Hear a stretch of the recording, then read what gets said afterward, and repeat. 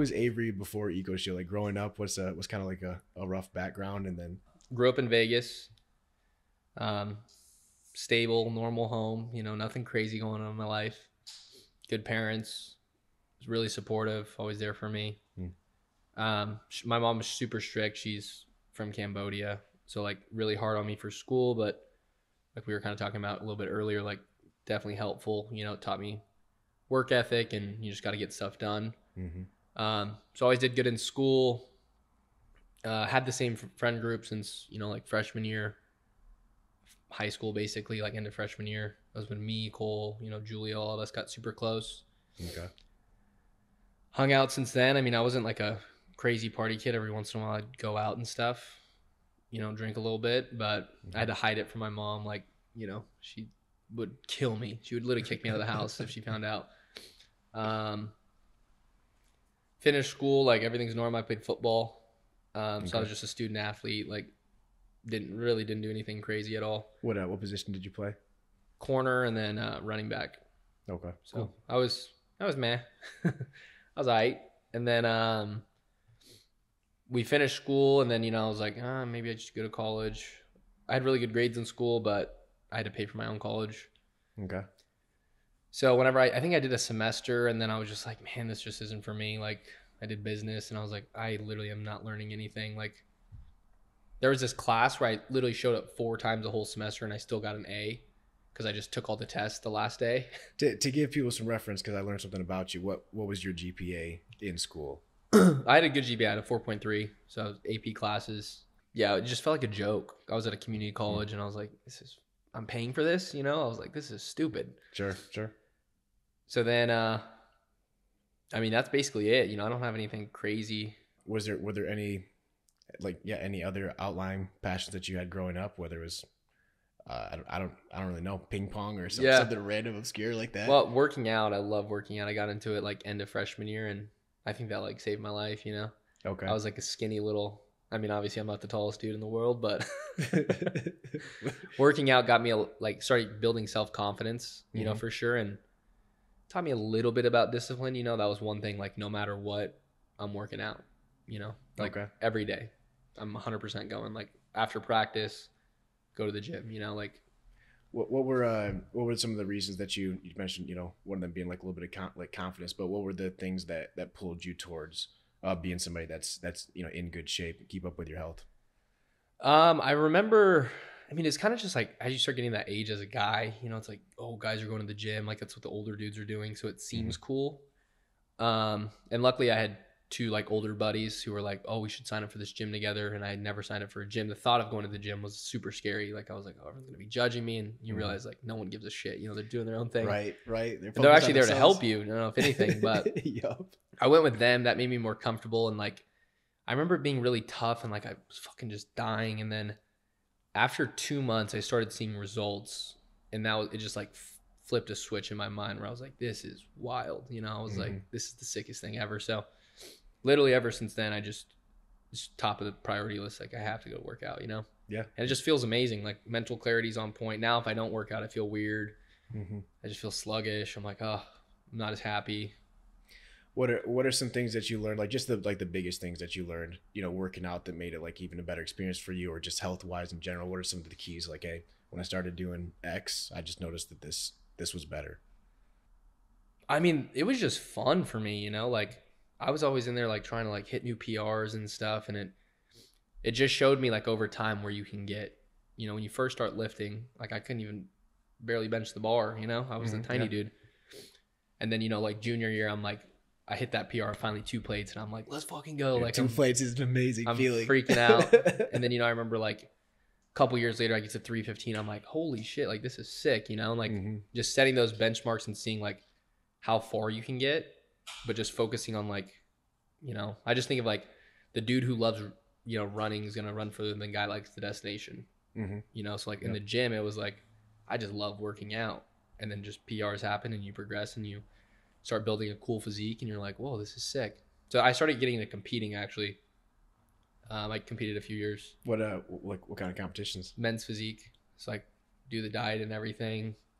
So That was fun. you're doing that before I For, saw you competing in like Eco Shields yeah, Transformation Challenge. I was dead set on becoming a pro. Like I was like, it's one of my goals. I'm becoming an IFBB pro, like 100%. I know it for a fact. Because I feel like I have the base for it, but then I've fallen off that goal because I don't want to hop on a ton of gear. You have to now. There's no other way. There's no way now. That's what they say, yeah. It's impossible. Yeah. So, but yeah, I did a few shows and stuff, and it was just like that was my passion. My plan was to like open up a gym, start a clothing brand, which me and Ivan actually did for a little bit. It's called like the Buffaloes. We're getting some traction and stuff, and then making online content on Instagram. Like I think we're doing things right. Mm-hmm. Have like a bunch of people like supporting here in Vegas. It was Okay. cool seeing people wear your shirt. And then Can they still access it? Is this still a thing? it's done now. No more. Okay. Which it would probably be amazing now with the access we have to like funds and producing actually high quality stuff. But in the time we have, but I don't know. I just kind of fell off that passion, and that was whenever I went back out to Eco Shield, and I did really good. And then I was like, oh, like I'm just gonna focus on this, Okay. Wait, to back up. So what was your introduction then to sales? Like, so going from like high school, then your little experience with like college. Yeah. What was your intro? So again, background with work too. Like I worked normal jobs. Like I was at In-N-Out for a few years. Like that was horrible. Worked at Lululemon for a little bit. Like just all these normal little jobs that I just really despised. Mm-hmm. So I was working out with Cole and I think Franco. And they were just talking about like, oh, like Julio told us about this thing about this summer sales. Like you can make like 30K in a summer. And they never told me because I had really strict mom and stuff, and they just didn't think I'd be able to go. Okay. So as soon as I heard it, I was like, oh no, like I have to do this. I was like, I'm not gonna listen to my mom. I was like, I'm just gonna tell her like, hey, I'm doing this. I'm 18 years old. Like I'm moving out. Okay. Like there's no option. So as soon as I heard that, I was like, oh, I'm down. I didn't even know what the freaking job was. It was just like, I just heard like, you can make 30K in 4 months. And I was like, sick. Yeah. So then we were talking about it, and they're like, okay, yeah, if you're down to do it, let's all do it. So it was like me, Cole, and Julio were like the ones that like kind of committed to it. Mm-hmm. But as soon as we committed, we filled out that little get accept thing, and then that was it. And then it was like, we do our semester of school. It's like May 15th. I remember hopping on one call with Emil, and he got me hyped up, and I was like, yeah, dude, I'm down. But I literally never trained. Like I didn't even open up the manual, nothing. Okay. We literally do a 3-day rave where we're up to like 6 a.m. every day. And then the last day after that last day, we literally drive out to Denver to go knock doors. I didn't even know my intro. There's literally a video of me trying to hit the intro there, and I don't even know the intro. That's where did you head out to Denver? Go knock? Denver. Okay. Denver that year. And then what year that was? What year was that? That was, I think 2018. Yeah, 2018. Okay. 2018, because then I took the next year off, and then I came back for 2020, which was COVID, right? Yes. Yep. Yeah, that makes sense. Okay, so you get out there, you don't know what you're doing. What happens from there?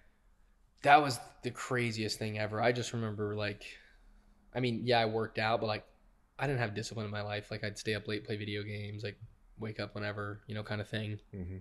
That was so hard. Like I just remember like our third day, we almost were all crying in Julio's car. Like, no joke. We almost all broke down in tears, and like, this is the biggest mistake ever. Like, It was like 8 p.m. I remember pitch black. Julio he picked us up, drove to do a call back, and me and Cole were just sitting there, and I'm like, literally on the verge of crying and like breaking down because it was just so mentally tough. And had they had any training either? No. Okay. We all just winged it. Bet on yourself. Horrible idea. Yeah, like it just like literally like the stupidest thing ever. But like the company's changed so much more now, where it's like that's not even an option now. Like you will literally get sent home before the summer starts. Like you're not coming out. But yeah, that was just super tough. And then I went through like a month. It was funny. My first sale I made, it took me 2 weeks, but I sold like a 425, 239 quarterly, and I didn't even know what that meant. Right. Yep. Sell the dude. I'm like putting the GM like first sale, and then everyone's like sees the leaderboard and they're like, "Holy crap, dude! Like, do you know what you just sold?" I'm like, "No, I'm just happy I made a sale." And then they're like, "It finally clicked. He's gonna be a beast." And then I kept bageling, and then I had one day where I randomly sold 5. Like it just was flowing. So 1 day and then a 5 day. I had one day. There was one day I had 3. but 2 of those Austin definitely closed. Austin Moiseyev. Okay. He just pulled up and shouted at me, and he closed those 2. And then I went and got one later. I got a call back later that day, and then I had one day 5. Okay. Where it was like, oh, it clicked. Like again, they thought it clicked, and then I bailed for 2 weeks, and then I got teched. Okay. So they told you. It's like, what does getting teched mean? Yeah, it was horrible. It was funny because we had a shittier roommate than us with us, and he got the first phone call. It was like, hey, you know, I think it was a Saturday night. He's just getting gunned, and we're listening, and we're laughing and making jokes like, ooh, you about to get fired. Oh, bro. And then he's like, dang, that was a meal. Like, dude, he said, I have till Monday to try to figure this out. If not, I'm getting sent home. And I was like, we're like, damn. And then my phone rings, and I'm like, right afterwards. And I just remember like talking to Emil on it, and I was like, crap, like this is bad. And then he was basically just like, hey, you have till Monday. He's like, have you even read the manual or watched the videos? And I was like, no. And he's like, that's kind of like a slap in the face. And I was like, yeah, you're right. So I spent the whole Sunday like reading through the manual and stuff, and woke up early, went to the gym. Like I was like really worried. I was like, oh, frick, I gotta go. And I was knocking so hard that day. I think I knocked 100 doors by like 6 p.m. And I just didn't get one. And I remember giving up at like 6:30. Like I went to a park bench, and I texted Austin Mills like, hey, I'll tech. Because I was like, I can't figure this out. So I kind of just gave up, which was crazy. That's not the type of person I am, but I was just like, I need to stop doing this. This is horrible, you know? Yeah. So, okay. So then you tech for like, how long do you tech for the rest of the summer? Yeah. And I only tech too, because when I was out there, I had no money, and I was like, I might as well just make some money. I still get to hang out with the boys. But I told a lot of people in Vegas I was going to make a lot of money. So I felt like a dumbass if I came back with less money, you know? Sort of working the same job. So yeah, I just tech the rest of the summer. Okay. No, that's, hey, I love going through this story. People know who you are now. This is something that, you know, not a lot of people know about. So, so once you come back from that summer, so what's kind of like that year look like, and then what ended up leading to you getting back into direct sales? Well, I was actually a big hater of EcoShield. I was the dude that used to talk shit about it, make jokes about it all the time, because there was not a lot of believers back then in EcoShield. It was the meme, you know, like, oh, you guys sound so stupid. And I was one of those guys, because I was like, fuck this. Like, obviously I was being a big victim, where I was just like pointing the finger always. But I ended up getting 2 jobs. I worked at a clothing store, and in and out I did cleanup for a little bit. Then I got a busing job at one of these like restaurants on the Strip, which was like decent money. But I was working a lot. It was just 6 days a week. I had 1 day off, and usually that one day I was partying. It was like really like depressing. It felt like I was just like unfulfilled, and I was getting really self-conscious because Cole and Julio like locked in that year. That was their big year where they finally did well. Like they both made over 100K and started buying these cars. And like, you know, the couple times I'm hanging out with them, I'm like, what the this is crazy. I remember seeing them. They went to work. It was insane. And then I was just like, how is this possible? Like, you're 20 years old and I never see them working. They're showing me how much money they're making. I'm like, this is like crazy. And then that gave me like, got me really worried, because I was like, I was happy for them, but I was like, dang, I'm going to be like the only loser in the friend group. Like they got their life figured out. I have no clue what I'm going to do. And then it started getting around like November, you know, so I've already been hanging out with them a couple months. And, you know, like little thoughts are coming in my head, like, what if I tried it again? You know, what if I tried it again? And then I kind of came to this decision. I was like, I'm going to audition for these day clubs. If I don't get it, EcoShield's my only option. So I auditioned, never got the call. So that was when I was like, all right. Why do I not, when you say day clubs, why do I not know what I'm not. So the day clubs in Vegas, they're good jobs. Like you make good money and you work 3 days a week. So as a busser, you know, you're guaranteed like 60, 70K. It's like a nightclub, but during the day. Yep. Okay. All right. Yeah, exactly. We don't have day clubs. Yeah. Like in the Detroit Vegas thing, you know? Okay.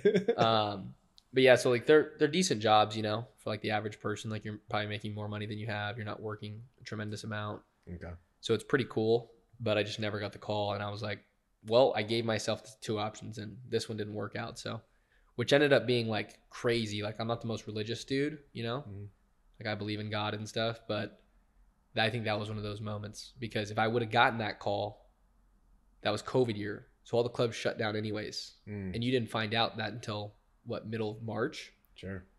So I would have never trained the way I did. I would have had the time. And so that was around January.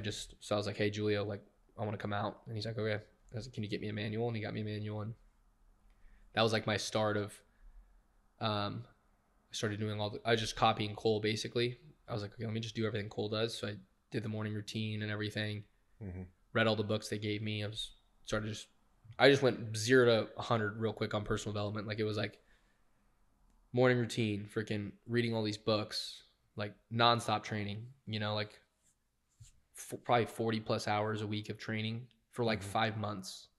Like that was just my life.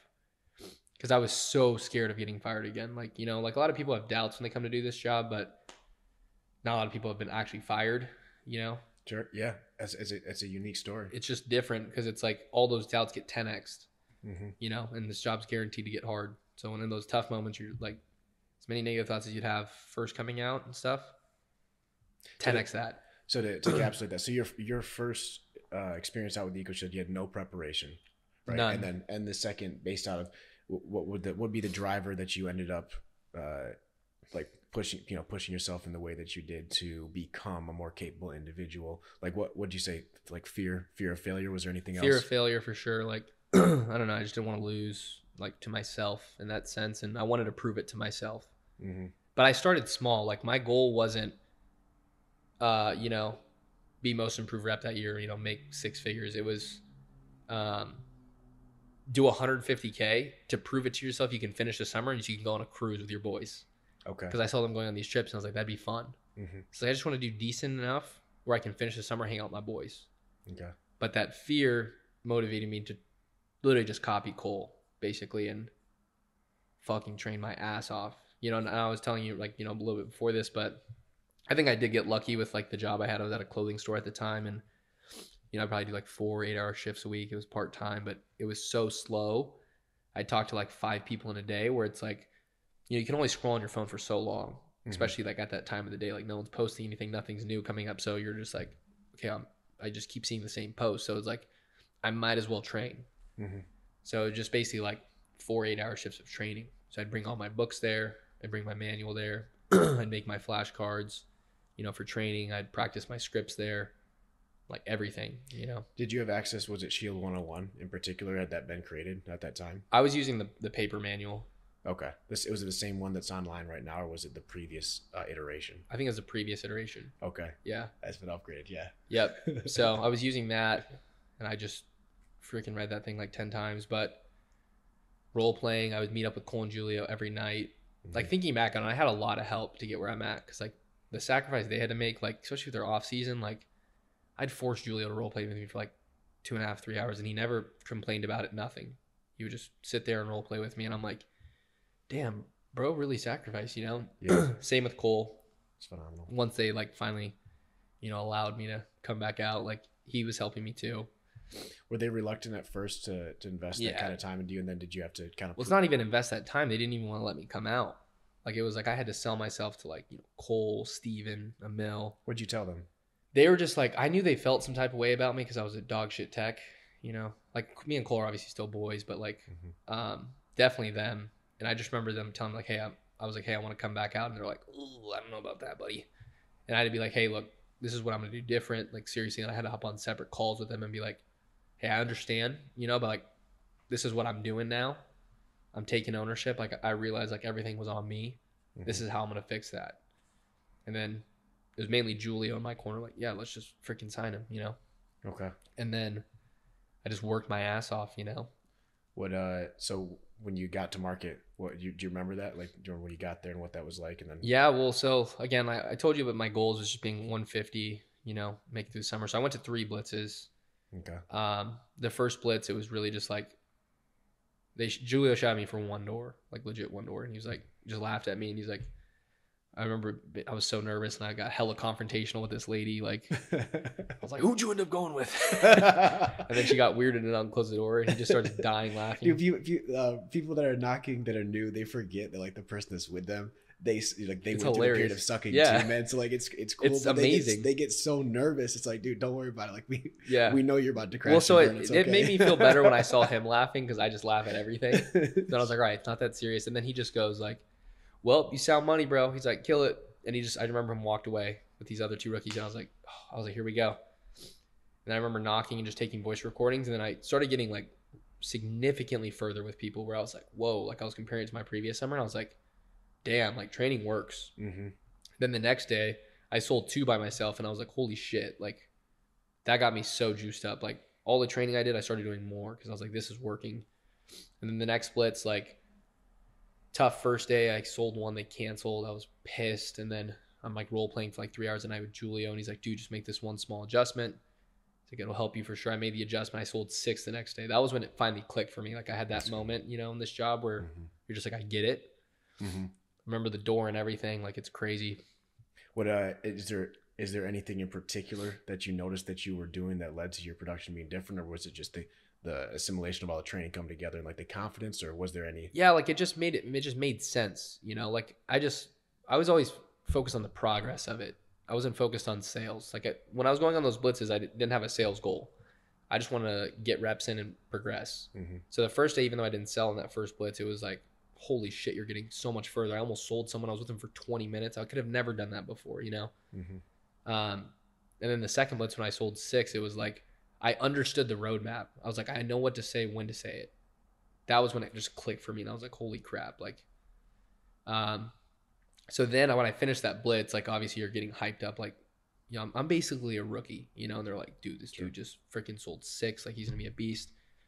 And then the last blitz, I sold 11. So I sold like 5 the first day, 6 the next day. And I was like, okay. Wow.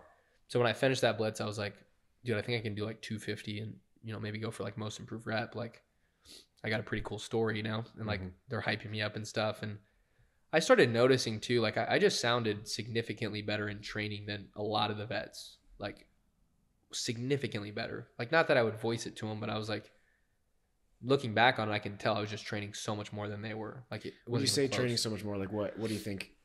What did that actually look like granularly? When you're building a foundation and trying to like understand and learn everything, like there's no secret to it. It's just hours and hours and hours and hours of reps. You know, I think based off people's natural talent level, they'll learn quicker than others. But I just think you just can't cheat the reps, you know? And like for me, it was like that summer leading up to it, I read the manual legit like 10 times. I'd even read the chapter that said, welcome to EcoShield, where it was like, there's no value I'm learning sales wise. I just did it because I was like, I'm not cutting corners. From start to finish, yeah. That was why. And it was just like, I just need to not cut corners. I'm going to do this every single time. I watched all those pick apart the pitches like a million times. And I would actually like apply them, like little lines I liked. Like, I remember Ryan McNeely's being one I liked a lot with that dude. He's talking about the Mud Doppers. The dude's named Mark. Yep. And he's like, let me do this for you, Mark. Like, but I remember like using like lines like that and stuff. He used the line in his intro I was using in the beginning of my pitch in Denver. But just, you know, constantly watching those every single day. And that's wild how that happens, man. Like you end up on the doors when you're watching pick apart the pitch all the time. I loved the visual learning aspect. You'll just quote like literally verbatim the line. I remember the first time that I said, and they'll just take it back to the mischief. They're like, what's the mischief? What's the mischief? I'm like, mischief of mice, like a gaggle of geese. I'm like, shout out, Pat. I said the exact same thing. But what's funny about that is like side story. Like I was in the exact same situation. Like I'm pitching this dude, older dude, just like Ryan was. He's interested. I move him to the back, whatever. He's getting ants. Like that's what that dude was getting, is fucking ants next to his garage. And his name was Mark. And that's crazy. Because I got his name and I was like, literally the close I do is I use the exact same close Ryan used. I was like, let me do this for you, Mark. And I did it as a joke because I remembered it and I was like, this will be funny. And I ended up selling him. It was a one-legger with the wife. And I was like, what the heck? Yep. And that was when I just realized like this job is just hilarious. But that was just a side note. That's basically how I learned. People are making so much more money so much faster because of that. Like they're getting over their learning curve in a couple weeks now. Yeah. Compared to before, I think a lot of guys like myself, Cole, you know, Julio, like it took a whole summer of learning. You know? Yeah. Compared to now, it's just like you know what to do, you know? It's been really cool to see. For sure. When I came out here my first year, now I'm actually like I've been here a while. Yeah. Right? Since 2014.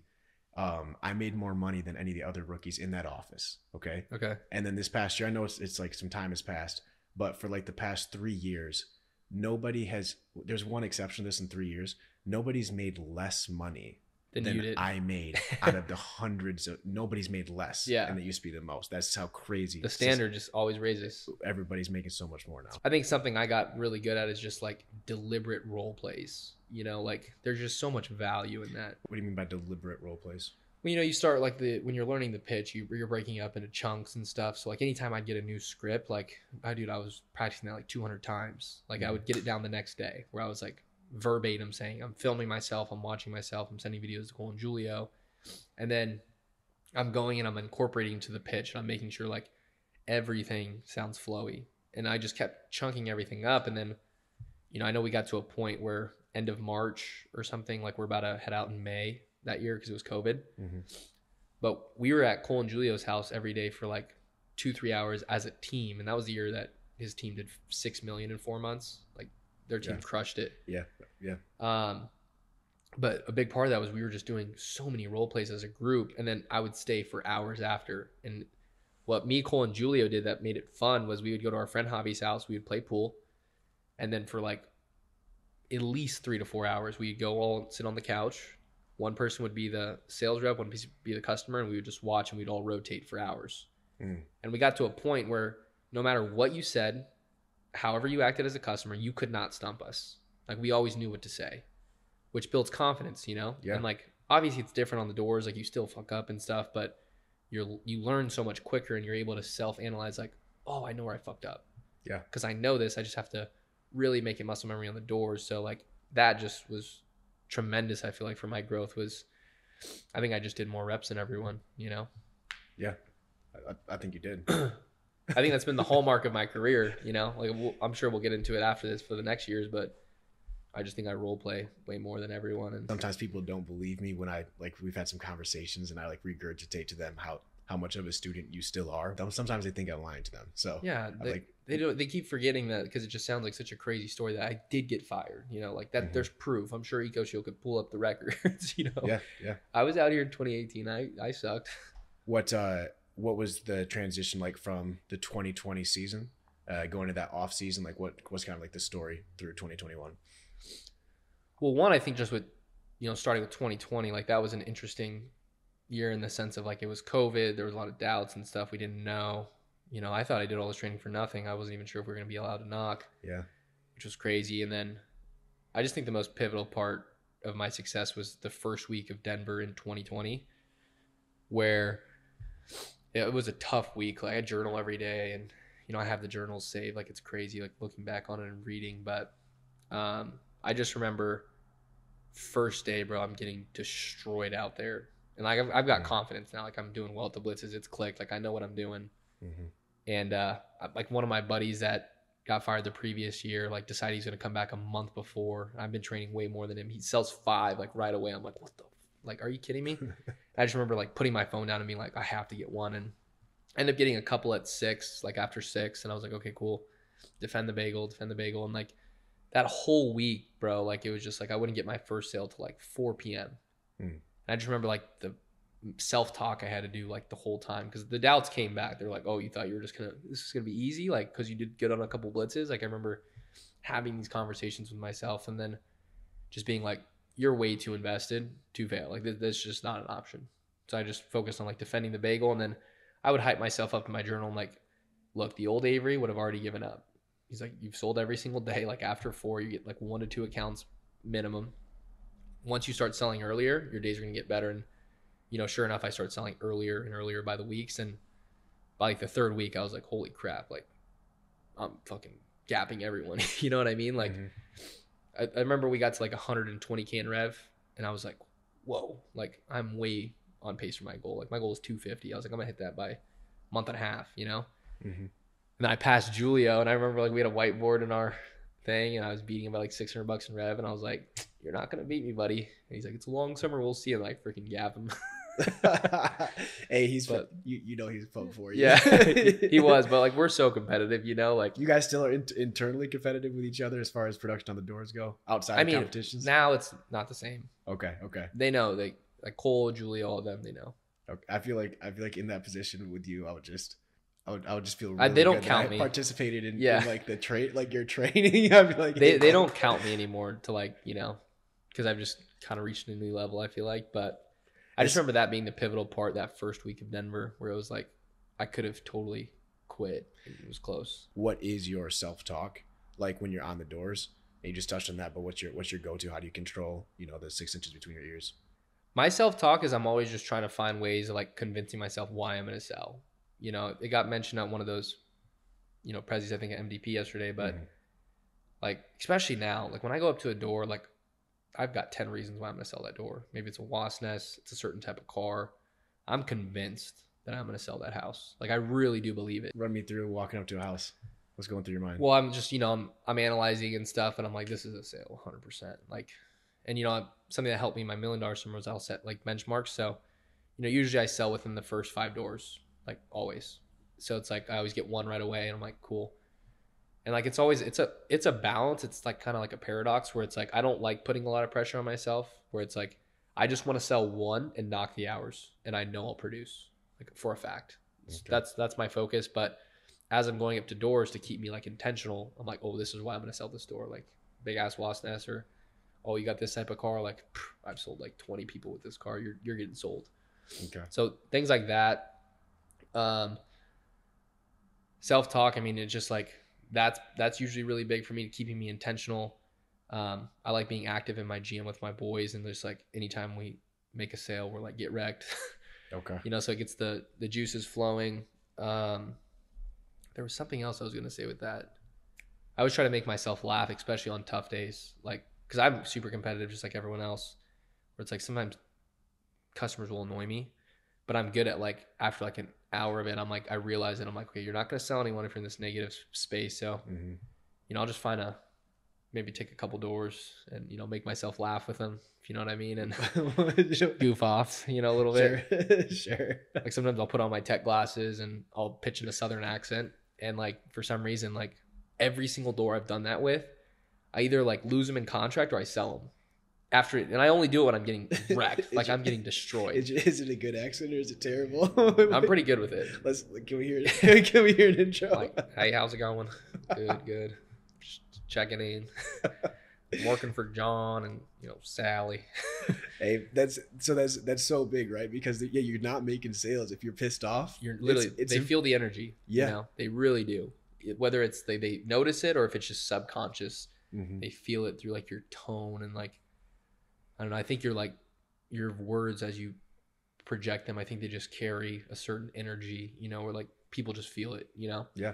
That's why I think that when guys ask like, how do I use the same pitch as you, but you sell 10 times more than me? It's because like the energy and the belief I have when I'm saying this stuff is 10x yours. What do you think's helped you, build the kind of energy that you have, that radiates from you, that the belief in what it is that you're doing? What are some of the things that have led to you, developing the way that you have there? I just try to fall back on like all the little things. That's what I always say. It's like my hallmark where I've done the same morning routine for like 4 years now.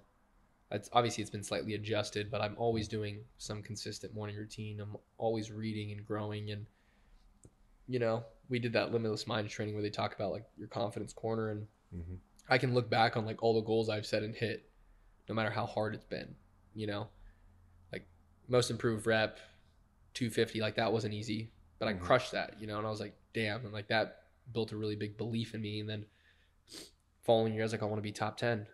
And then, I do 700K, I'm like number 2. And I'm like, whoa, like, and I just kind of realized really quickly, like most people aren't doing all these little things like I am. Whereas like I started with the journey of like just small goals and, I just want to finish the summer, but I built such good habits with it. It just became my life. Whereas like, I just do this every day. Whereas like a lot of these, people in my opinion don't do it. It might be good for a couple of days and then they fall off. Where it's like, I'm just consistent, constantly. So I can fall back on all that. And I'm like, I can do this, Yeah. And then it's just a combination of like competing and having fun with it. And, I said that on stage yesterday. I feel like I've built an identity of I do what I'm saying I'm going to do. And like, I want to protect that at all costs. Anything that you did skill set wise that you were like, this really this really did help me when I started to do this with customers, or I started to say things more this way? Like, was there any skill set? I think it kind of goes in the way I sell. Like when I sold in Denver, it was just like, I will bulldoze everyone. If you open that door, I am pushing you as far as I can until you close that door. I don't care if I can tell you're not going to buy or anything. Like that was just kind of like my mindset. So I'd bulldoze everyone. Mm-hmm. I remember Emil saying like, dude, you could probably average like 7 or 8 accounts a day if, you weren't as much of a dickhead to customers. And I was like, huh. I was like, all right, like, I don't know about that. Like I'm working my ass off right now.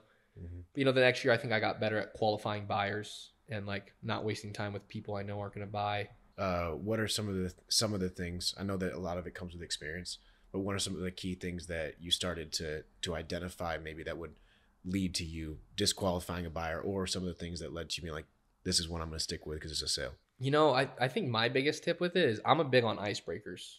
I use icebreakers every single door.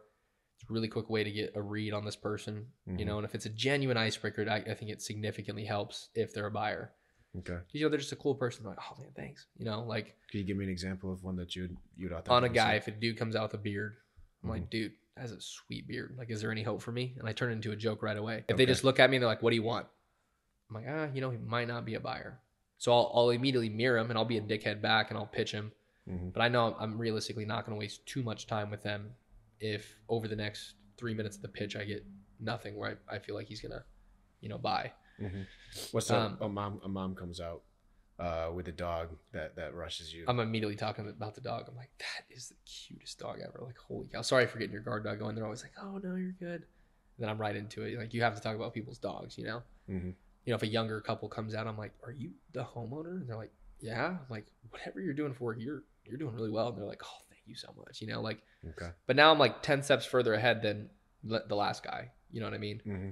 So I'm really good at like getting their walls down. Like, hey, I like this guy. I'll listen to him. And then I'm to the point and I'm, yeah, saucing them. That's kind of how I would, qualify a buyer really quick, is how they respond to my icebreaker, just the vibe I'm getting. And every once in a while you get those ones you're like, how did I just sell that person? Like, no way. Mm-hmm. But usually it's pretty good at like saving time and efficiency, But yeah, I just think I got better at like, laughing and joking with people and stuff and, just becoming their friend, because I just think people buy from people they like. Mm-hmm. So I got better at that, not much of like a dickhead to them, and that helped. And then I just feel like I really mastered it, just like the pleasantly persistent aspect of my $1 Million Summer, where it was like, even when I'm pushing these people super far, like, and I'm not going to sell them, they'll even say like, because sometimes I don't know if they notice it, but they're just like, not everyone notices it, but some people do, and they're like, it's amazing how like persistent you are, and it's not like pissing me off or anything, but like, you're really good at this. So was that because you incorporated like humor, or like what took it from you being, a dickhead at being pushing so hard to like still pushing just as hard, but getting them to appreciate the level of pushing? Humor and stuff. I think I'm more myself now. Like, the more confidence I've gotten, the more I just am myself. Like a lot of my boys who I've shadowed with and stuff, like I'll literally make a joke just to make myself laugh and like things like that. Because I don't care. I'll say whatever on the doors. Like, I have no filter. Whereas like I still keep it professional, you know what I mean? But mm-hmm. I just think the more I become myself, I just think I'm also becoming more authentic with people, and they just feel it more, Mm-hmm. Like, oh, this is just this cool dude, Yeah. But at the same time, they know I'm skilled, and they're like, I respect this guy. Like, he knows what he's talking about, And then I just feel like I'm really good at making it make sense and assuming the sale, Okay. Not really waiting for a yes, just let's get this done. Why does it make so much sense for homeowners to buy the service? In my mind, it's a no-brainer, Mm-hmm. It's really not that expensive. I guess also as my income levels rise, I'm like, what the heck's $1,200 on the year, bro? I'm like, dude, you're paying what, $85 a month, Like, mm-hmm. Remember, you didn't have any money, and that was completely different the way that you would view that. That shift is like an energy thing, and when somebody says like that's a lot, they can't do that. They can't do I'm that like, to you, because what it's not a lot, about? right? Yeah. Right. Well, I mean, that's huge, right? For guys that aren't there yet, or people on the doors that aren't there yet, to remember, like, dude, leave your pockets out of it. They're spending so much more money on so many things. No, it's crazy. It is not a lot of money. This is such a cheap. Well, I'm like looking at their house and the cars they have and stuff, and I'm like, dude, I wouldn't notice $85 a month gone from my account. Like, I know you're not, Mm-hmm. So like, that's kind of like my mindset with it. I've also gotten better at like, I just think everyone bullshits on the doors. Like, customers are liars, in my opinion. Sure. So like any objection they give me, like I really don't care. Like I push everyone, pleasantly now, pleasantly. Mm-hmm. Have you had almost an identical pitch for the last 2 years? Like have you? Yeah. It's been 3 years that it's been almost identical. How long you been in Yeah. there? It's always been a switch over intro. Three. Okay. I'm always big. I've just always been a question based seller. Even in Denver, I started doing a question based. I started finishing my intro with like, "You guys been here for a few summers?" And I would just kind of go right into it. What is your intro question? Like, what's your intro hook? Yeah, I just talk about the bugs. I'm really big on social proof. I think if guys aren't hammering social proof and being super specific, like you can't say John up the street. Like the customer immediately thinks you're lying to them. Mm-hmm. So I'm always using first and last names, the exact house they're at, even if it's 2 streets over. So I'm like, yeah, like on Cherry, the second house, and I work for Michael Scott, right across the street. She's Susan. She's got that little pug. Tony, I think we've done like 18 of the houses the past couple of days, and to be fair, usually like they see the truck, like I'm popping off in these hoods, so that helps a lot. Where they're like, I have seen your truck a lot, like yeah, I've seen you fucking working everywhere. Like, what are you doing? And I go into the bugs, and then I'm like, I know Michael was using Terminex before calling us out, or whatever popular companies in that neighborhood, and Sally was with Orkin. Were you guys using anyone for that kind of stuff? And then they're always like, yeah, no, same company. I'm like, perfect. Like I kind of figured. When you guys first started with them, was it like just for these spiders everyone's been getting, or is it more for the ants? Mostly ants. Okay, yeah, same as I feel like this area is built on an anthill. And then, do you know if they're doing that monthly thing, like once a quarter? Like, how often do you see them? Not exactly sure. Maybe like once a month. Okay, so pretty often. Yeah. And I'm assuming you've probably seen them spray then, right? Yeah, I think so. Yep. Cool. So I'm very familiar with Orkin. What they do is they come out that pump tank and they'll spray the house, do inside garage, and they'll typically come back for free, right? If like bugs are popping up. Cool. So I used to do that exact same thing because it's actually really good at keeping the ants outside of the house.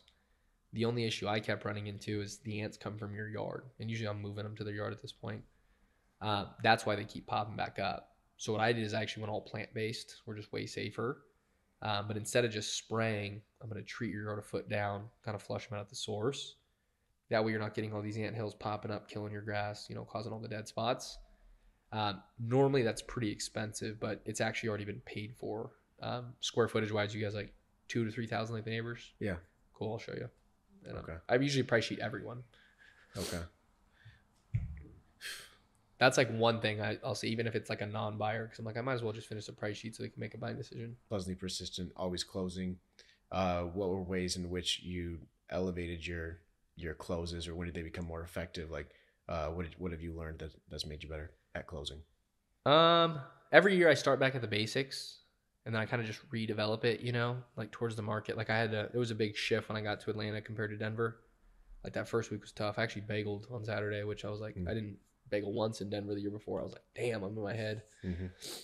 But as soon as I like adapted the pitch and got really good with the switch over, and I'm just constantly noticing little things of like where I need to keep it more simple and where it's not making sense, and like how do I make this easier for them to understand, and how do I get to my point quicker? Because I'm big on like less is more in the pitch. Can you give me like an example of where less is more? Yeah, I think the best example that helped me a lot in Atlanta was like I was really explaining the features way too freaking much. Like I remember Dirk was the one that had me notice this because he was training with his rookie and I was in the apartment listening. And he's like, dude, I'm bored listening to this right now because of how long that feature was. And he's like, if I'm bored, you're probably bored. That means the customer's definitely bored. He's like, that means they're tuning everything out. And I was like thinking about it, I was like, damn, I'm talking way too much about these features. I was like, that doesn't matter. So then I just went out and I was like, yeah, dude, I'll treat your yard a foot down. That way, you're not getting fire ants biting you in the ankles when you're mowing the lawn. And I just started harping on the benefit, and then people just got so much more receptive, and I was like, wow. Because I remember feeling bored while I was saying the feature, and I was like, why am I saying this again? Like, wow. So now I just say it like a 5-year-old could understand it, and it's just so much easier. How long do you spend on the price sheet normally? Maybe 2 minutes. Okay. How many of the features featured benefits do you typically cover? 2. Usually just deep soil, de-webbing. What do you say for de-webbing? Yeah, I'll knock all this stuff down and trace a product up there. That way they don't come back. So on Sunday, you don't have to hop on a ladder, knock it all back just for it to come back in a week. Okay. Something like that. I don't even talk about the brush or anything. Will you run me through a price real quick? The whole thing? Yeah, I'd love to. Sure. Yeah. So I'm like, yeah, so if you were to call me out of the phone book, it'd be $300 for that initial treatment. Now, I'm not doing monthly. It's just way too many chemicals, and quarterly is not enough with how hot and humid it gets out here. So I just do the first 2 in the yard back to back. That's to flush out all those baby bugs. And then after, it's just once every other month. Reason being, I switched to a plant-based product, so way safer. It's going to last longer too. And that's just the $179 every other month. Okay, that's going to cover all these guys up top. So ants, the roaches, the spiders, stuff like that. Down here was the only reason I actually wanted to swing by. Like I mentioned earlier, I have to treat the yard. So I'll go 15 feet out, just a foot down, flush everything out at the source. That way those little tiny ants aren't sneaking in the kitchen and getting like the kids' cereal bowl. And then I'll actually clean all this stuff up, but I have to trace a product behind it. Blocks the pheromone they leave. That way you're not walking through webs, like coming through the front door. As you can see, all my additional services, they typically add up. Usually runs about $650 on the year. But since your neighbors have already collectively pitched in and paid for this to be on the truck, I figured if I can fit you guys in while I'm already here, I mean, honestly, I would just upgrade you completely for free. Not just this time, but every time I came by. And, I would literally get your entire property on today. I mean, just for the $350. And then usually I pause for like a second. I just move into the backyard. I don't let them make a decision right there. You don't close them right there? No, I think that's stupid. Okay, so where do we go from here? I'm getting everything done for the $350. Now, I know a lot of the front yards look really similar. Backyard, is that bigger or smaller than the front? It's a bit bigger. Okay, cool. Is it mainly grass, rocks, like what you got going on back there? Grass. Nice. Would you happen to know the square footage by chance? Actually, you know what? Let me just take a peek. I'll meet you back there. I'm in the backyard, and now I'm building rapport, right? It's part of getting them to like me. I'm reading their body language, and I'm seeing how sold are they on this price. Mm-hmm. After I'm doing rapport, I'm showing them bugs on their house. I'm differentiating. I'm explaining why you still have bugs even though you're paying for a service because everything's switched over in Atlanta. Mm-hmm. And then from there, I'll give my feature benefit, solve their issue. And then based off the vibe they're giving me, I can either hold that, maybe drop it to the townhome full initial, waive the initial. I've got a lot of room to work with. Mm-hmm. What's your go-to close? So you're in the backyard. You're sensing that you get to the point where you're ready to close. What do you do? I usually always go for option. So it's like as I'm closing now, the inside and garage are included. It's all plant-based. It won't leave like a smell or an odor. Would you want that done too, since it's included, or just the outside? Yeah, just the outside. Perfect. Let me just grab some quick info. What's your last name? Okay. Boom. I'd say usually, like, for the most part, most of my sales, I only get like 1 or 2 objections after that, and then they're usually sold. Kind of off the top of your head, man, what are the most common things that you see that, like, if they would just do this, they're not, like, if they would just do this versus this, they would increase their closing ratio. They'd have better results. What are the things you see commonly? Not to sound like pessimistic, this especially applies to vets. Mm-hmm. I think all your success is determined in the off season. What do you mean by that? In the sense of, like, dude, you're at your skill level by the time you get to the summer. And especially as a vet, you're stuck in your ways. There's not a lot you can do to get out of your ways. So if you didn't raise your value and raise your skill set in the off season, you're screwed. Maybe it can vary. I'd say $30K in each direction, maybe. I mean, that's just a rough number I'm throwing out, but like you're at your skill level. So I've always been a big believer that like you have to be doing work in the off season to get better, like, and raise your value. And that comes from, the stuff we talk about all the time. It's like, are you doing the morning routine? It could be 10 minutes, bro. Are you just being consistent with it and just doing it? Mm-hmm. Are you reading personal development books and, learning and growing as a person? Same way you get bigger in the gym from working out. It's the same thing when it comes to reading. Your mind improves and stuff. Like, are you actively learning and progressing? And then with training, I've realized, like, Yeah, it sounded crazy my year going into Denver, like how much training I did, but I had to do that once. I just really had to build a super strong foundation. Like it's like that skyscraper thing, like I dug a really deep hole. Like my foundation is amazing. Where it's just Mm-hmm. like I'm ready. Whereas most vets don't have that foundation. They probably trained, cop on a couple Zoom calls, maybe did a couple hours of role plays and stuff. Like they've never trained like a 6-figure earner. So if they've never had that foundation, you're not going to just go into the summer and flip a switch. Mm-hmm. So I think it really just comes down to like how much deliberate practice are you doing? And there's so many things that goes into that. That's going to build confidence, right? Which is probably the biggest thing. Like, do you have confidence in what you're saying on the doors? Do you have self-belief and stuff, like all these things? That's why I'm just such an advocate that if you're not grinding in the off season, you will not become better, especially as a vet. Maybe rookies, like there are some rookies, like based off talent level, how much work they done when it clicks, like how they're going to sell. But even then, I feel like the top 10 rookies are training like crazy in the off season. Mm-hmm. So I think that's probably like really the biggest thing. I was like, if they could just develop healthy habits of role playing maybe 2 hours a day in the off season, not even in the beginning too. I'm not even saying like in September, even October, or like maybe in like starting November, Mm-hmm. maybe like a couple hours a day. You're recruiting, so you're building a team, but you're training them at times. I feel like that's crucial for vets because it's going to hold you accountable. Like I didn't want to role play whenever I was going into, I'd say especially my $1 million summer. I just did 700K. You think I need to get better at sales? Like not really. I know this Mm-hmm. shit. A lot of my focus was just all mindset stuff, how to make my mindset better because you can only get so good with the pitch. But I was role playing like legit 4 to 5 hours a day. Like I was just doing those things, training my guys. Mm-hmm. They were over every day. I didn't have a choice. It was like, well, I'm gonna tell him no. He's literally like, yo, it's role play. Like I'm on my way. I'm like, all right, like that's what we're doing. So I was just getting deliberate practice still. The teacher learns twice. So as I'm teaching them, I'm like perfecting my craft and getting better. And I can fall back on that when it gets tough in the summer. I'm like, dude, I've put in too much work. In the summertime, what's your morning routine during the selling season? So my most dialed morning routine when I did the most rev, it was like I was up at 6 a.m., did the same 20-minute savers morning routine, um, at the gym by 6:45 because I get dressed and use the bathroom and stuff before that period. I'm at the gym by 6:45, back by 7:25. Like it was dialed to the minute. Come back, get dressed, for the doors, read my personal development book, out the door by like 8.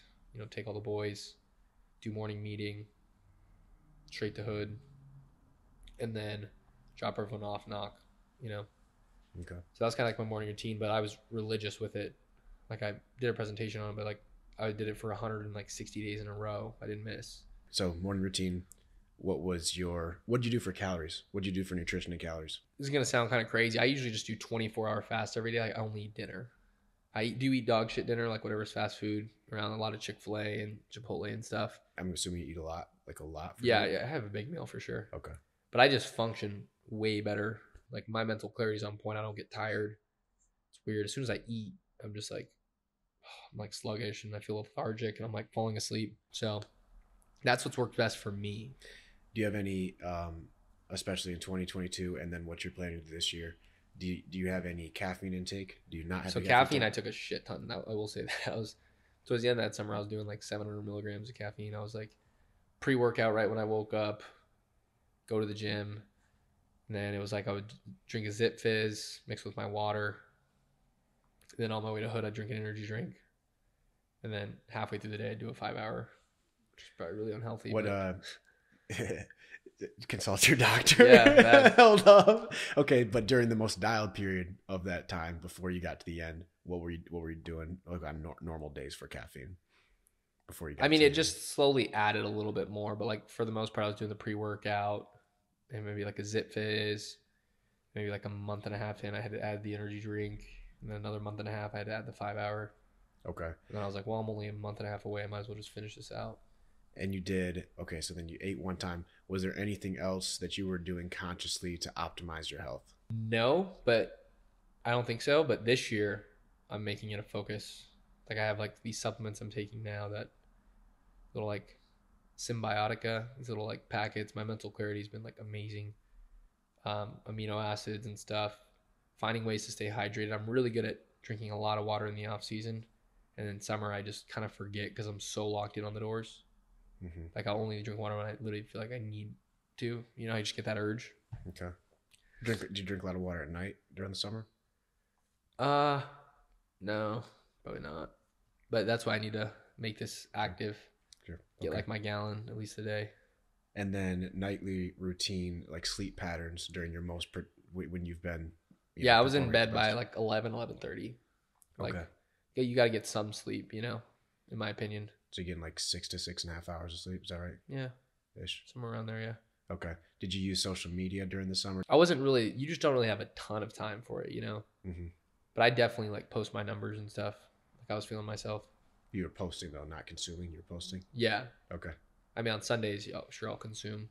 Okay. But there's not really time to, when you're that intentional and locked in, you know, you don't really have time to be on social media tremendously. You said you journaled. Was that morning or night?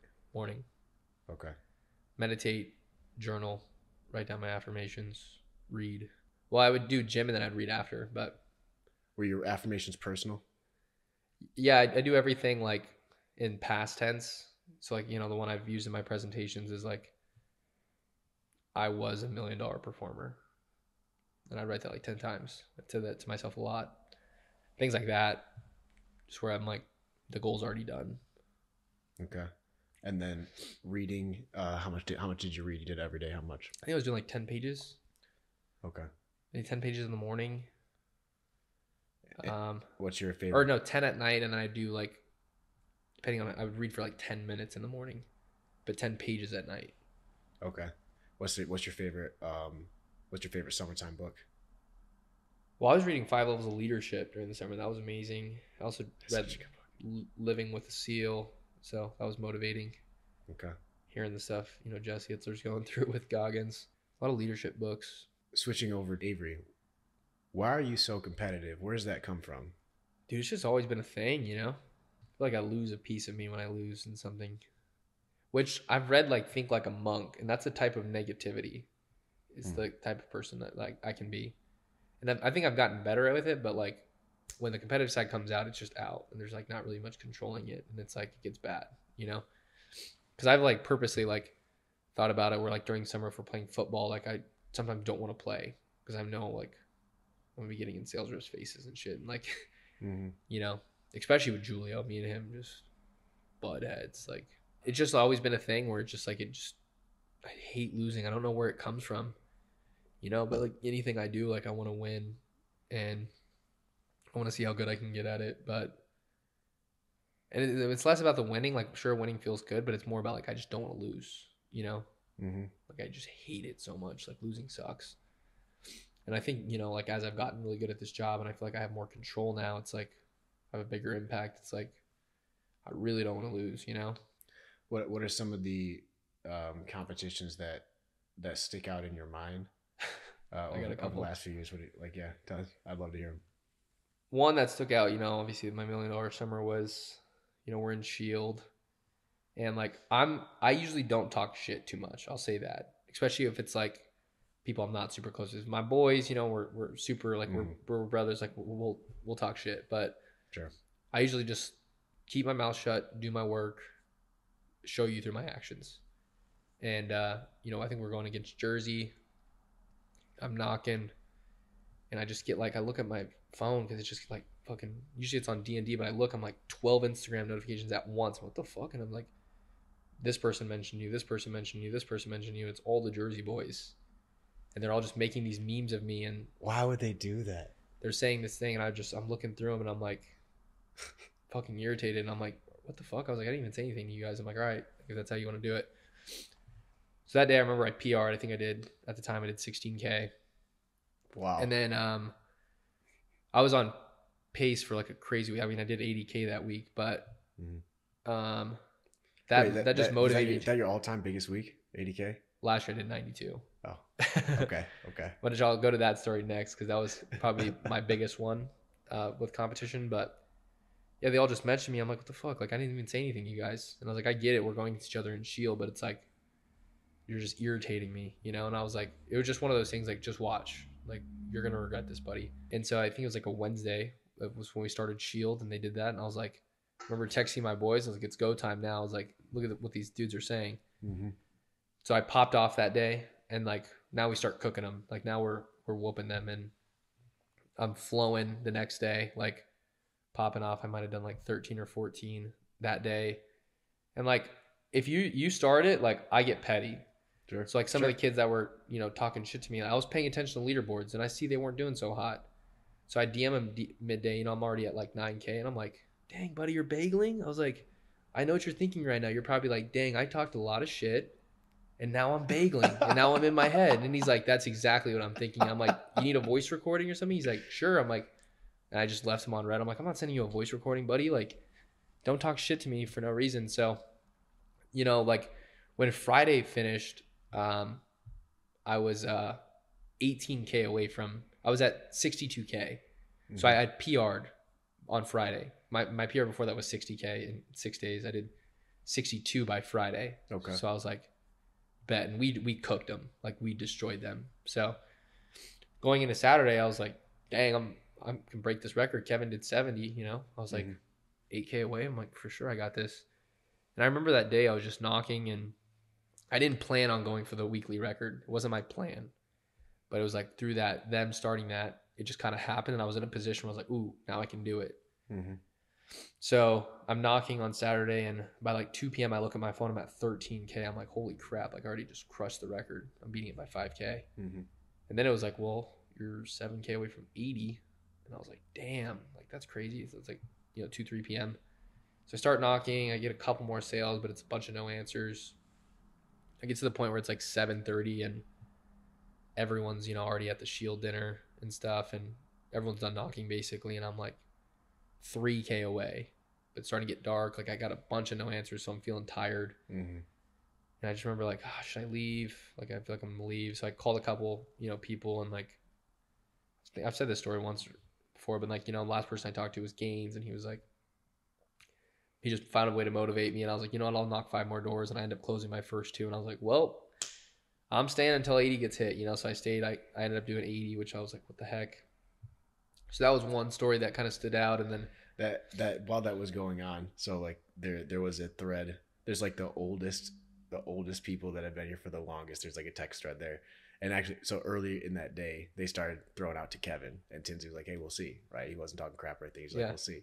And then when you ended up passing it, they started blowing up, and then there were people going for like over or under 80K, over under, and that was like a constant thing. You had no idea that was going on the whole time. Like Pat and everybody else. Pat thought you'd get over 80K. There were a couple people that threw it. They're like, we'll see, man. Yeah, Saturday. Which I did do a little over 80. Like, but like that was my next PR. I actually PR'd twice that week. I did it on Wednesday and then I did it on Saturday. What's your biggest day all time? Like 21K, which goes into like my next story, which was probably like the biggest. Okay. Same thing though this year, like, and obviously I'll say like I did take a big step back from knocking, which I regret and stuff and whatever. But for pro-ams, that was a big competition. We had Twin Cities for Shield and we were going to get some we had pro-ams that week. Mm-hmm. And I was like, all right, well, I'm knocking the full week because I want to win, and I wanted the boys to see me knock the full for competition and start that day off pretty hot.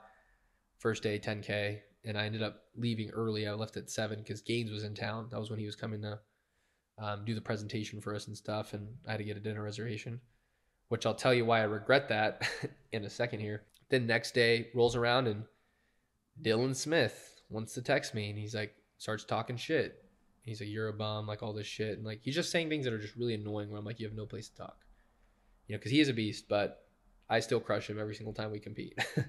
You can't forget that. So he's just talking shit and he's like saying all these things. He's like, Twin Cities thinks you're a bum and all this. He's just saying things that are really irritating me. So I remember the first day he said that, we're texting back and forth for a bit. I'm already knocking. I'm like, I just say 13K. And then I stopped texting him. The other day I finished at 14K. And that's why I just said 14K. And then next day he's talking shit to me again. Same thing. We're going back and forth. And that was like 15K. Send it in the morning. Finished the day. I think I did 16 that day. And then I just text him and I update him. anyways, I'm just popping off that week. And what sucks is Shane Rudder broke my record like 2 weeks before that. He did 85. Dang, Shane did 85, huh? Yeah, off of like fucking 30 accounts because you're just selling these fat monthlies. That's wild.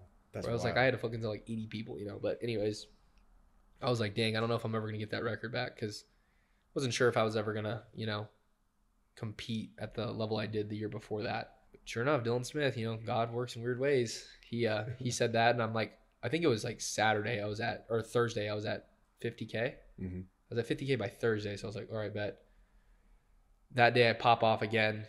At this point, I'm currently beating Dalton, who's on pace for a 50K week, and Dylan, who's on pace for a 40K week together.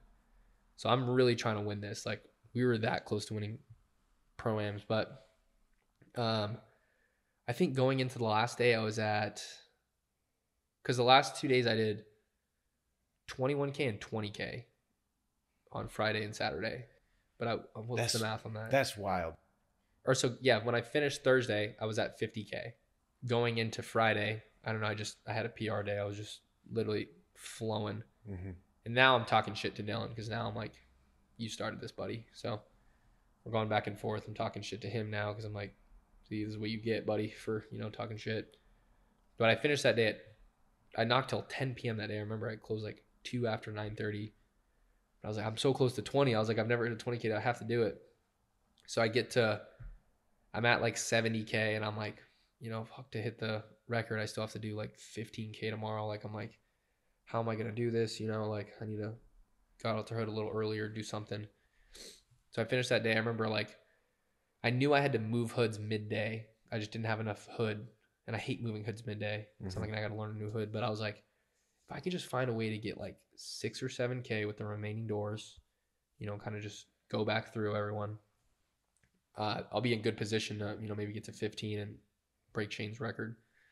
So then I'm at 9K by 2 p.m. I'm like, I finished that hood out with 9. I'm like, bet. I go to this hood like right across the street. I go 10 for 10. Legit 10 for 10. Holy crap, man. And I did 20K. Holy crap. So I did back-to-back 20K days and I finished at 92. Which I never would have thought was possible. But what annoys me is there was 2 accounts I scheduled out that would have got me to like 95 that ended up canceling the next day. Okay. And fucking Monday I left early and I could have got to 100. Like I really could have. Which just sounds ridiculous, you know, but it's like I'm looking at the time like there would have been a way I could have found out if I knew, you know. Are there any thoughts that go through your mind when you're in competitions like that? I mean, that's wild, Avery. What's going through your mind that week that you 92K? I don't. Me and Cole have talked about this. I feel like I've always been good when the pressure's on. I just find a way, you know, like as crazy as that week sounds, you know, going into Saturday, I don't think that's easy. You know, like 15K is not just a normal day. Like it's tough to do, you know. So, because that's still like half of another 10K day if you think about it. Like you can do 10K, you still got to do another 5K. Like, but I don't know, just maybe it's just like God's work. But I feel like once I get that momentum, you know, I just don't stop. Was there a point that pressure had a different impact on you, or have you always invited pressure? And I guess it depends. It's also like there's a lot that goes into it, but like with that negative vibe that they're giving me, where it's like irritating, like that plus the pressure of the moment. You know, I just feel like it works out. Good things happen.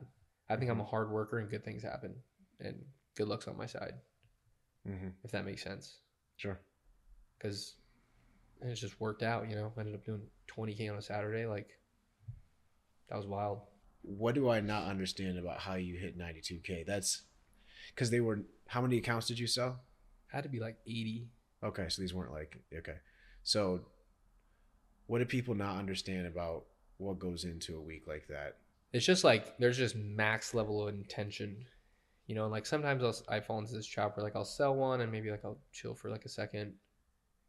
You know, that week it was like as soon as I sold one, I was immediately at the next door, and it was just like, and it wasn't to go for the weekly record again. I wasn't going for that. It was to shut Dylan up. But then I was like, by like 4 days of me doing that, you know, I was like, oh, I'm at 50K. I was like, now I can PR at least. Because like that's still a lot too. Like if you really think about it, like I would have never imagined I would have done more than 80 again, because I remember what that took. I fucking was working my ass off. I maximized every second of every day that week, where it was like an 80 is a tremendous amount. That's 4 20K weeks. You know, like that's wild. Mm-hmm. So I even going into Friday, even though I was at 50, like I still had to do 15K, 15K, 16K to PR, you know? Mm-hmm. But I think as soon as Friday happened and I did 21 and I stayed till like 10 p.m. to get, you know, these 2 other ones. Were you knocking until 10 p.m. each day? I was going late though, like 9:15 maybe. I think I can understand what would go into maybe a 70K week. Yeah. I just past that, I have a hard time understanding like. Yeah. I don't know. Like I would have never imagined it, but you just kind of like find yourself in these situations where you're in the moment and you find a way to just squeeze out extra sales. You know, on Friday I stayed till 10. Mm-hmm. And I think what it was is I think I got 3 after 9 because I was right there next to 20K, and I was like, I'm not leaving until I hit 20 today, because I was like, it was because I was so close. I was like, this could be my only chance to hit 20K. I was like, you never know. Right. It's like I'm gonna PR, and I just like reinvigorated me. I wasn't tired or anything. I was like, oh, I gotta get this one. I gotta get this one. And then I made those 2, and I was at 20. And then I saw someone pull up, but that I've been knocking the door for a while. And I was like, oh, I'm gonna go pitch them.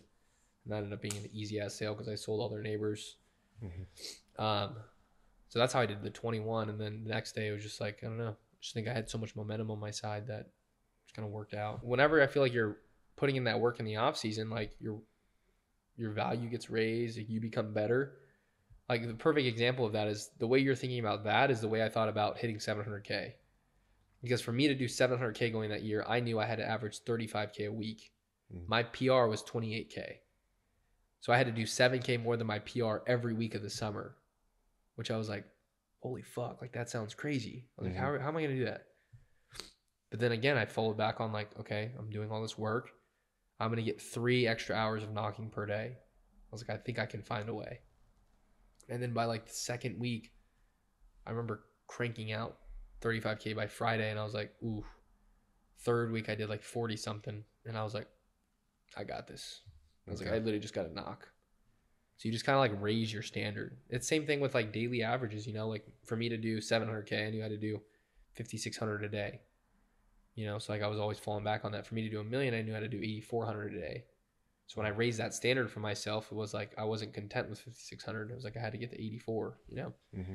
And then on big days, it's more about just like having fun. Like those are the fun days where it's just like, let me just see how many I can get. The thing that you're probably known for the most is being the $1 Million Man. Yeah. And I know that that's something that you've talked about, the ways in which you frame that, because something that's in the rear view for you at this moment.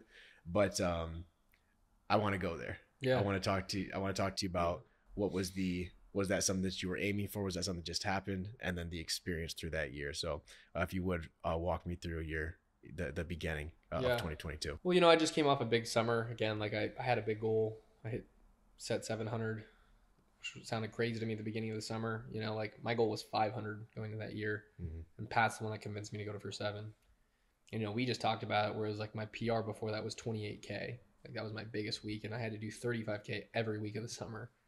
So it seemed really daunting, but you know, when I hit that, I was like, damn, like it's crazy. I finished like number 2 in the company. I was like, exceeded all expectations, top 10, like pretty much hit all my goals, you know. That did, you know, build a big level of confidence in me, but I did have a lot of regrets from that summer in the sense of like, I had a horrible August. Like my production's been like this, and then August, it was like pink. Well, it pissed me off because I should have been number 1 that year. Like I was front running. Like I was, in my opinion, significantly further ahead than most people. You know, like as long as I just continued the same trend, I would have for sure finished number 1. Wait, who was Zach. number 1? Okay. Zach won that year. Okay. So, you know, I already had like those regrets going into the off season. That was really kind of eating at me and stuff. And then obviously there was talks about it, you know, at MDPs, it gets talks, and it gets more and more serious as, you know, the summer gets closer. Like who's going to be the next $1 Million Man, you know? Mm-hmm. Which did sound crazy to me because, again, that's another 300K jump. Like, that's a lot. When you think about it, that's a really good vet added on to your summer, you know? Mm-hmm. But I think the biggest catalyst for me was we're at an award ceremony, you know, and Zach does his top reps speech, and he literally just took the whole fucking time to diss me. Just constantly like talking shit, you know. And it just I remember that. really irritated me. When I was like, and I didn't show it. Like I was like laughing and smiling and clapping for him and stuff. But What did he say? Do you remember? one of the lines was like, he said something about like, oh, so this is how you actually do it, Avery, something like that. Like it was a little jab, and then he was like, yeah, you know, I didn't even start knocking until June, you know, and then I caught up to Avery so quick. I was like, oh, I can take it again, and I was like, I don't know, it was just really irritating me. There was a few more jabs, but I just remember like on the inside, I was just furious. Where I was like, I promise you, I'm gonna make you eat your words. Like I just remember like saying that in my head, like I know it for a fact, and like that was the moment I think where it was like, all right, I'm gonna do this, and like I voiced it at a Pro Bowl that year. I was like, you know, I think this year, you know, because they were asking, they had the top 3 rep panel, and Zach was up there, I was up there, and Hecox, and they did their goals, and I was like, you know, I think this year I want to go for $1 million, but I want to do it with a team, because I was like, he didn't have a team, he did it by himself, you know, and I was like, I've never seen $1 million rep do it with a team, so I was like, I want to hit my team goal and do it myself, which I ended up doing, you know, but you know, that kind of solidified it for me. So like there was thoughts in my head of I kind of want to go for it, but that moment where I was like, all right, bro, like just watch, like I'll show you. Zach was good, man. Yeah, for sure. Zach was crazy good. So you didn't even. I'm trying to think about being that. He just hit $1 million. I'd never seen that done before. I was like, this guy's on a different level. I thought the same thing too, because like I remember it being at Pro Bowl, like how is that even possible? Up until he kind of. You know, till he threw something your way. Were you kind of just like, wow, that's amazing, or were you? I knew I could compete with these guys because of my 700K summer, because I was beating most of them. Mm-hmm. You know, I was like, and I didn't expect to be in that position, but I just was. You know, and it kind of goes into what I'm saying is I probably just put in significantly more work in the off season. You know, but I had the confidence I could compete with them. I just knew I had to commit to the work. And I just analyzed my summer. I was like, okay, where can I get more time knocking? I was like, I just got to have a better August, you know, finish stronger. And then, you know, like a big part of it too is like I set the goal and I committed to it at the March MVP. There was like Gaines just kept nudging me. So then when I grabbed the mic, I was like, all right, I got to do this. I committed to it for the whole company. I was like, I'm not going to go back on my word. I just told the whole company I'm going to do that. That's probably like my biggest pet peeve is when these people go up and they just say these big number to feel good in the moment, and then they don't even do it. I'm like, what are you doing? Like, you know, don't commit to something if you're not going to do it. You know, that's me and Cole are always on the same page in that. Like, we hate that. So for me to go up there, I was like, I can't be a hypocrite. I just said it in front of the whole company. So like, I wanted to live true to my goal. It was do the $1 million with a team while managing guys, you know, taking guys out every day. Like I had a car group out that whole summer, 4 to 5 guys. I don't know another $1 million man that did that, you know? And I didn't realize that was crazy until after the summer when I talked to Dakota Atwood. And we were talking and I was about to present at Miami, and he was like, asking about the summer, and he's like, wait a second, you just said you took a car group out every day? And I was like, yes, I had to, you know, like my team, there's only 2 cars. I was one of them. So I had to take 4 to 5 guys out, you know, every single week. And it helped them, you know, our per rep averages were nuts that year, you know. Mm-hmm.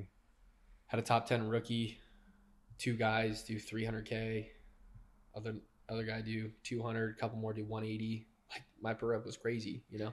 It's my opinion that is the number one way that you can increase your per rep average. Like number one, there's literally nothing besides putting them in your car and having work ethic. That's a goated level of work ethic. And that's why I think I got lucky too, because that was just the standard. Cole and Julio did it, you know. My year in Denver, I wasn't even a manager, but I still took out 3 guys. I was like, it was fun for me. It was like my boys. Yeah. And we popped off. Our car group was savage. I did, you know, just under 400, and they all did 200 or 250, and then both of them were 200. Like we were slinging, you know. So it's kind of just literally the standard. Like you just take guys out and you drop them off. Like that's it. When did you start knocking? If there were any like specific things that you were going to implement this year to hit that $1 million, what were those things? That was a crazy year. Yeah. Walk me through, Avery. You know, like one to start, like I started that summer off horrible, in the sense of sounds like simpy, but like I was, talking to a girl and it ended bad and like crushed me for a little bit. And like that was right when I got out there. This was like the last week of off season. This happened. Like I can't sleep. I'm in my head. I'm having nightmares and stuff. And I'm like really stressing because I'm like, dude, I got all these guys out here. They're counting on me. I need to be on my A game. I just had the biggest goal in front of the whole company. I was like, I can't look like a bum. So that really was like, I was in my head. I was like, frick, like this is going to be bad. Then as soon as we started knocking, I kind of just found a way to like push it down. And it honestly motivated me. Like any tough day where it was hard for me to wake up, that was a really good motivator for me. I was like, definitely got me out of bed on those tough days. But, it's that just starting in that sense, like that was kind of tough in the beginning. But, going in with routines and stuff, I knew I just had to have a perfect routine. I had to be robotic in that sense where it was like same morning routine, same knocking schedule, same night routine. Everything had to be the same. So like everything was the same, like I didn't miss my morning routine once. That was the first year I added in gymming to my morning routine. Never thought I was going to do that, but two of my rookies were working out in the beginning and I was like, I'm not going to let you outwork me. So I started going with them and then we just go to the gym every day and that just became a habit and it helped me a lot, like just get those endorphins going, just for the mental health. And I know we touched on this in a portion earlier, but just to clarify, so for your $1 million summer, what was your morning routine every morning? Yep. So wake up at 6, 20-minute savers. So meditate, journal, affirmations, get to the gym by 6:45, home by 7:40 or 7:25, read for like 10 minutes, get dressed, brush my teeth, take the boys out by 8. We're at the meeting, 8:30. And then drop everyone off, and then knock doors all day. What time do you usually get to your first door? It depended on the drive time. I'd say on average, because I had a full car group, like 10:45 to 11. Okay. But there was just max intention where I was like, I need to get out there. And I had good guys on my team too, where they'd pop off like right when they get the hood. It's like, I got to catch up to them. I can't let them beat me, But that's probably the average. I'd get out there. Ideally, I wish it could be earlier. Like any days I got out there earlier, I felt so much more comfortable because I had so much more time. But that's probably the average. And then, knock till dark, pick everyone up, go get dinner, and then head home. What expectations did you set with those reps that you were dropping off? Like, how did you manage? That's a lot, like 4 to 5 people hitting $1 million. That's insane. What expectation did you set with them as far as them being independent? They just learned quick, because I just wouldn't. And we did hammer preseason, so like they were pretty good right off the bat. Like I shadowed everyone in the beginning. I only got half of April to knock full time because I had to shadow all my guys and stuff. I think 2.5 weeks, but I got to 160, so like that was a huge confidence builder for me. So like I still got to 160K that month, and I was like, I'll bet, like, through me like sporadically knocking with them, shadowing, and then getting 2 full weeks of my own time knocking, I was able to do 160. I was like, I'm on pace. I just kept thinking, I'm on pace. So with them, I think they just realized, but I think it's just a big motivator, them seeing me, right next to them, like popping off. Like it motivates them that they can sell, and like sales cures all, so like my team wasn't hurting for sales. So that's, I think, created independence, where it's like they weren't in their head or like they're shitting the bed, I'm shitting the bed, everything's just going wrong. And now they're finding things to nitpick where it's like, oh no, like we all sell, When a rookie sees you go produce and then you put the priority of production so high, I think it's just natural for them to then also be like, oh, that's the priority above everything during these months. Like, look, I can't even get a hold of him. Potentially, I don't know if you were reachable or not, but like, I'm good with text. Okay. Good with text, calls, like unless they're blowing me up and it's like a cop situation, like I'm not answering calls. I feel like I'd get those little tedious calls in the beginning where it's like, oh, how do I sign this person up? Or like, what would you do for this? But a lot of it was just training afterwards. Like, let's figure this out after the doors, not right now. But if it was like a text or something, I could help them with. Okay. Like I'd find some time to like text them back real quick and then go to my next door. But like as it got on, they're selling, so they're not really worried about shit, Over the course of that year, like highs and lows, were you just neutral? What were the highs like? How did you process any times where your results weren't, at that particular moment, the thing that was going to get you to your goal? what was your kind of mindset throughout that season? Again, I'd say by, the third week, I was certain I was going to hit the goal. Like, it literally just came down. I just have to put in the time. Like, I had developed such a good system. I was like, as long as I just stick to what I'm doing and just keep doing it, I'll be good. And I kept seeing progress. I was like 160K. And then the next month was 200. I PR. I was like, oh, sick. And then it was like 215. And then I did 236, and my August was a little slower. I did 150. But there wasn't any doubts I was going to hit it. I knew I was going to hit it, because like I'm on pace the whole time. I just kept looking back. I was looking back at my previous summer and seeing how much further ahead I was. That was a big confidence booster as well. So there, and any day, like I'd have a bad day, like I said that yesterday at MVP, like if I have a tough day and I'm only getting 2 one day, like, for a fact I'm getting 10 the next day. Like that's just guaranteed. I don't know. It's part of the identity. I learned that from Cole, Julio. So there was never really like a big rut where it was like, oh my God, you only did 20K this week. You got to do 50. I was always in that, 40 to 50 range on average. So I knew I was always on pace. But it was tough. Like it was definitely mentally tough. I mean, that summer was tough. I was, I haven't like opened up about it, but I was dealing with some family shit that popped up towards the end. And like, I think it was in August. Some stuff happened with my dad that was, kind of sad. So that was on my mind, but I was like, well, I'm not leaving. I was like, I'm hitting this goal. I was like, there's no way I'm stopping at freaking 800K. Are you kidding me? So August was just tough in the sense of like everything happened at once, where this family shit happened. That was on my mind. And then I got so sick. I think my body kind of broke down for 2 days. I wasn't able to knock for 2 days. It's like the only time I've ever done that, because like I literally was dying. It was crazy. My body was just completely shut down. Like I was knocking. It was. When was this? It was on. It kind of sucked. It was the second week of Shield semis. Okay. At this point though, they had a significant lead on the rookie rev. Vets were winning. We were good, but the rookie rev, like they were just significantly further ahead. So it just wasn't looking bright. And I remember I was at like 4 sales by like 4 p.m. And I just like, I don't know how to describe it. I literally felt like I was going to die. Like it was weird midday. So I was like, I texted Cole. I was like, dude, I think I like legit need to like go home. Like I feel like I'm going to die right now. I don't know how to describe the feeling. It was just like a lot, because you know how taxing the summer is. I went home at like, I got there at like 6:30. I laid down and I literally woke up the next day at 3 p.m.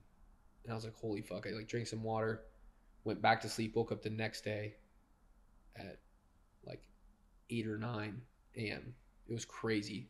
It's like I was just like toasted. And then I was still feeling shitty, but I was like, I have to go. Like I can't just keep fucking, missing these days. So I go to knock that day and I have a flat tire. I let my boys use my car to like go get something and I have a flat tire and I'm like, wow, dude, the universe is just out to get me. So I go drop my car off, Uber to Hood. I do like 12K, pick up. And I remember that day too, because I was like, universe isn't going to stop me. I was flowing that day. And I wasn't feeling good. I was feeling really shitty. But I was just like, universe is not going to stop me from hitting this goal. Like, because when it rains, it pours. I was like, if I can get through this, I'm fine. So the difference between people that hit their goals and don't hit their goals, is oftentimes something will pop up. Yeah. Right. Where you something will pop up. What was the thing that just kept you centered through whatever challenges your family was going? Like, how did you accomplish your goal when that thing popped up for you versus, it derailing you? I just thought kind of like, what would my dad want in that situation? If he wasn't dealing with what he was dealing with. And I was like, when I thought of like that, I was like, God's my decision's made, He'd want me to hit my goal. He knows how much it matters to me, Not to sound like selfish or anything. It wasn't like I had to be there kind of situation, but it was like, I feel like for a lot of reps, they probably would have left at that point. I try to keep it to myself, I didn't really open up, talk to anyone about it. I came to the decision myself. I wasn't going to do this. I only ended up opening up to my team about it afterwards, because they're like, at the same time too, my team almost fell apart at that same time too. Like as good as we were producing and stuff, I had kept a rep around that shouldn't have been around, and cancer spreads, and he literally almost crumbled my team. It was crazy. Like the constant negative talk that he was saying about me and stuff. And one of my big issues in the summer is like I'm not super emotionally available. Like, you know me as just like I goof around, I laugh all the time and stuff. Like I'm typically not like that during the summer. Like I'll have my moments and stuff, like it's still me, but like I'm really dialed and I'm really robotic with what I do. So it's like I'm just trying to figure things out and like be efficient and stuff. And I'm not like, hey, how was your day? You know, like I'm not typically like that kind of thing. Like I'll ask them obviously how their day went and stuff, like, but you know what I mean? Like I'm not emotionally available. So like my whole team was falling apart at that point. Like we had this long meeting, Cole was in on it, where like I was like, fuck bro, I was like, everyone gonna leave type shit? Cause like you just talking behind my back and spreading all these things. And I was like, I knew I should have got rid of him sooner. So we had a long meeting that ended up working out, like solved the issues. I made the adjustments I needed to, and then ended up letting him go. And the team just got so much better as soon as he left. But like, I'm dealing with that too at the same time, where it's like everything I've worked for, like fucking destroyed by this one dude just talking shit about me, you know, starting an Avery hate club. So like, that was another thing that I was dealing with where it was like, it's a lot, you know, where it's like, I'm like, fuck. But like you said, you just got to be stoic and kind of roll with it and just figure it out, you know? I'm not sure that there's another way to make your commitment. Yeah. At some point you encounter that if you are serious Always. about your commitments. You're always going to. And that's what me and Cole talked about. Again, I learned so much from Cole where it's like I just seen him keep so many commitments and I was like, I want to be like that. You know, you start developing this identity of like, I do what I say I'm going to do. It's like, how would I look like, you know, if I committed to the whole company and I stop at 800? I'm like, well, I could have, but I like have all these excuses and stuff. It's like I wouldn't be able to sleep at night. That would have ate at me forever, you know? So I was like, I'm going to do this. Like, there wasn't much thinking involved. You know, as tough as the situation was, it was like, well, that's life. And I was just kept going. I just had to move on, you know? And it was like so close to crumbling everything. Yep. That's what I've gotten better at too, is just letting go of people that don't fit the culture. That's why I'm so excited for this year. Like, man, my team is freaking like, I'm pumped. I just feel like everything's lining up like so perfectly. But, you know, like I just gotten better at that where I'm like, if you notice it, remove it, you know. But because as soon as he left, like 2 of the other reps started doing significantly better. I was like, huh, it's funny how that works. Yeah. After that event happens, how did you finish the summer? How did you hit the million? Yeah, I mean, stuck to my routines, kept doing my thing, and just counted down the days, you know. We had gotten unfortunately knocked out in the semis, and I remember that was a lonely time because like 70-80% of the office just left and went home. It was like just me and a couple of my boys. We're the only ones out there. You know, anyone who's not postseason, like that shit's like, it's not the same. It's different. Everybody's going to knock postseason until they get there to postseason. Correct. Like it's different. So I was like, damn, like, but I was like, you know, I'm too close. I was like, again, there wasn't room to rationalize with myself because it was like, I was too close. I was like, this is getting done no matter what. And I remember, I'm knocking, I'm just like so dead. I'm 2 days away from like doing it. And my second to last day, I popped off. I remember Kevin texted me in the morning as I'm on my way to Hood. He was like, what's your PR? I was like, oh, I did 18K in a day. He's like, if you hit 20, he's like, I'll Venmo you 1,000. I was like, all right, bet. And I was like, because I think I was 20K away from the million. You talk about Tinsley? Kevin Tinsley, yeah. And I was at 13K by 2, and I was like, no way, I'm going to hit it today. And then I just got fucking wrecked with no answers like for like 5 hours. I was like, damn, what are the odds of that? But yeah, then that happened, and then I was like 5K away. I was like, all right, tomorrow, I know I'm going to hit it. Last day, I just finished it out. Remember, I broke the record, and then I knocked one more door, and I sold them, and I was like, oh, sick. What'd you end at? What was your official rev? 1,004,980. Okay. Yeah. 1,005,000. But this year, I'm going to cook that for sure. What are you doing this year? I'm gunning for 1,000 accounts, 1.1. What's your team goal? 8 million. Okay. So a lot more guys this year. What'd you finish at last year? As a team? Yeah. 4 million. Oh, just double it up. Which I think is like just going to be so doable because I don't think I was the right guy last year. Obviously, I was chilling a lot. I wanted to ask you about that experience. So going from the mountaintop of our industry, right, to the following year, what are some things you've learned now sitting on there's 2022, there was last year, and then where you're at right now? Just what'd you learn over the course of that 2-year period? Yeah, it was an interesting time just because, I hit every single goal. Like, it was like, again, I did it again where I was like, I did all my goals and I was like, there's not much further. I did the million. Like, what else? I'm not going for 2, you know what I mean? And then I partnered, like, obviously, like, there's like those pay stuff that I don't think we necessarily need to get into, but it's like, it doesn't really make sense at the time for me to gun for these crazy numbers in my mind, And like, don't get me wrong, it's not like I did nothing last year. I still did 493K, but I just did it in like 2 months. So it was like, there's a lot more chilling I was doing, a lot more busy work, where I could kind of keep myself off the doors. And I even told my team, I was like, hey, like, I'll be honest with you guys, I'm maxed out the pay scale already. Like, at the time, I was like, I don't really feel like knocking. And then they're like, most of them were cool with it. They're like, yeah, we get it, like, do your thing. So I was like doing other busy work and stuff. But I definitely think, just it did hurt the team for sure. I think the team could have done more just seeing me out there and me taking out a car group every day, because I only did it for a portion of the summer this year. But there was just a ton of regret and stuff. Like, even that off season was different. Like, I could just feel it. Like, I was partying a lot and I lived on a penthouse in the Strip, like my habits were kind of going to shit. Everything that got me to where I was at, I kind of stopped doing.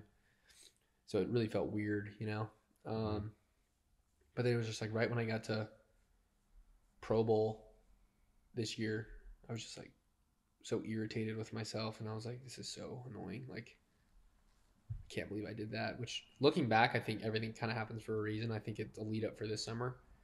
We'll be able to play this back, when the summer finishes and see how it shakes out. But again, like, I think I needed that chip. I needed to find something else to really motivate me again. And not necessarily motivate, I get it. I feel like I'm more of a disciplined dude, but like, I just needed that chip on my shoulder. And now I have it again, where it's just like, I'm not trying to be a bum. You know what I mean? Yeah. So that was something I learned, where it's just like, I didn't reach the finish line. There's always another peak to climb and stuff. And I think with this year, like, my vets are dialed. We've got some saucy rookies. Like, we're recruiting. We have a good foundation. And then I just feel like I'm stepping back into that captain role of just leading from the front and doing what I do best, I think that's kind of where I think I do it the highest level, is taking guys out and just leading from the front, Yeah.